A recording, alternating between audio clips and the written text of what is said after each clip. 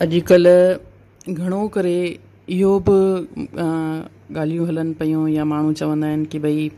जेके अॼुकल्ह जी छोकिरियूं आहिनि उहे चवनि थियूं की असांखे पैसे वारो घरु खपे, त पोइ ग़रीब जेके छोकिरा आहिनि या मिडिल क्लास जा छोकिरा आहिनि उहे केॾांहुं वेंदा। ॻाल्हि त बराबरि सही आहे की भई जेके छोकिरियूं आहिनि उहे पढ़ी लिखी वियूं आहिनि त उहे चाहिनि थियूं की असांखे पैसे वारो घरु मिले, त ग़रीब घर जा या मिडिल क्लास जा छोकिरा उहे केॾांहुं वेंदा। त हिकिड़ी ॻाल्हि हिते मां इहा चवणु चाहींदमि की उहे इहो कारण बि ॻोल्हण जी चेष्टा कनि, कोशिशि कनि की भई छोकिरियूं अॼुकल्ह छो थियूं चवनि की असांखे पैसे वारो घरु ई खपे। छा थींदो आहे, जॾहिं मां हिकिड़ो एग्ज़ाम्पल ॾेई करे थी तव्हांखे ॿुधायांव की अगरि हिकु घर में 2 भेनरूं आहिनि या 4 भेनरूं आहिनि ऐं हिकु ग़रीब आहे, 3 पैसे वारियूं आहिनि या हिकु ग़रीब आहे, हिकु पैसे वारी आहे, त शादीअ खां पोइ अगरि उहा ग़रीब छोकिरी बि अचे थी पेकनि में ऐं अमीर बि अचे थी, त माउ जो रवैयो ग़रीब लाइ अलॻि ऐं अमीर धीउ लाइ अलॻि थी वेंदो आहे।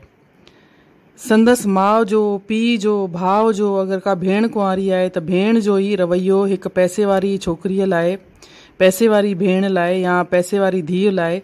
अलॻि ऐं ग़रीब धीउ लाइ अलॻि। त इहो ख़ाली घर में ई न, हाणे घर में ई मां अगरि तव्हांखे एग्ज़ाम्पल ॾेई करे ॿुधायां त जीअं पैसे वारी धीउ थी अचे त माउ चवंदी भई न हीअ त ॾाढी पैसे वारी आहे, हवाई जहाज मां लथी आहे, हिनखे 2 भाॼियूं सुठियूं ठाहे करे ॾिएसि भई।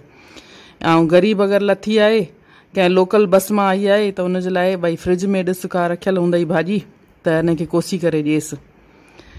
अमीर धीउ लाइ भई हिनखे ब्रांडेड कपिड़ा ॾिसी, हीअ ॾाढी पैसे वारी आहे। ग़रीब धीउ लाइ भई इहे जेके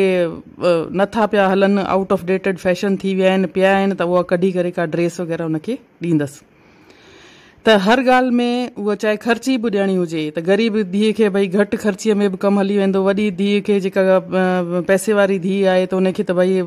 1000 रुपया त ॾाठ ते बि कान लॻंदा, त उनखे हेतिरा पैसा ॾिएसि, हिनखे त हेतिरा बि घणेई अथसि। त ईअं हर ॻाल्हि ते हिकु माउ पीउ जो रवैयो ई हिकु ग़रीब ऐं अमीर धीउ जे लाइ मटिजी थो वञे। न ख़ाली घर में ई बल्कि ॿाहिरि बि अगरि छोकिरी हिकु ग़रीब आहे या अमीर आहे त जेका पैसे वारी छोकिरी आहे उनखे जिते किथे उनखे थोरो मान मिलंदो आहे, भले उहो सोशल फंक्शन्स हुजनि, चाहे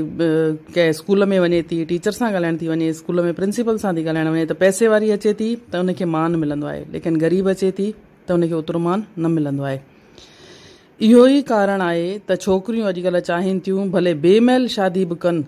भले पंहिंजी उमिरि खां वॾो हुजे, कारो हुजे, भले कुझु बि हुजे, पर पैसे वारो हुजे। छो जे हुननि खां शादी हिकु ग़रीब सां करण सां त भई संदसि माउ ई उनखे शादीअ खां पोइ नथी लेखे, त पोइ वरी ॿियनि जी त ॻाल्हि ई छा आहे। पंहिंजे दिलि ते हथु रखी करे ॿुधायो, छा तव्हां पंहिंजी ग़रीब ऐं अमीर धीउ में फ़र्क़ु रखी करे न हलंदा आहियो? ऐं जेके छोकिरियूं अॼुकल्ह इहो ई कारण ॾिसी करे जेके चवनि थियूं त असां पैसे वारे सां कयूं, त उहे छा ग़लति थियूं चवनि? पंहिंजे दिलि ते हथु रखी करे। अगरि असांजी सोसाइटी आहे, असांजो परिवार आहे, माउ आहे, पीउ आहे, अगरि ग़रीब ऐं अमीर छोकिरीअ में बिल्कुलु हिकु जहिड़ो ई व्यवहार कनि, हिकु जहिड़ो ई वहिंवार कनि, त मां सम्झां थी शायदि पोइ छोकिरियुनि जो बि मन मटिजण में देरि न लॻंदी। पर असांजो ई वहिंवार अहिड़ो थींदो आहे, ग़रीब लाइ अलॻि ऐं अमीर लाइ अलॻि, त पोइ छोकिरियुनि खे लॻंदो ई न की भई असांजी हूअं ई वैल्यू मिलण वारी त आहे ई कान शादीअ खां पोइ ग़रीब सां शादी करे छा कयूं, असांजी त का इज़त रहंदी कान। अगरि पंहिंजे में ई पाण परिवर्तन आणियूं, अगरि माउ पीउ पंहिंजी बराबरि लेखे करे हले हिकु ग़रीब ऐं अमीर धीउ खे, या सोसाइटी बि ग़रीब ऐं अमीर में भेद न करे करे हले, त मां सम्झां थी शायदि इहा प्रॉब्लम सॉल्व थियण में देरि न लॻंदी। जय झूलेलाल।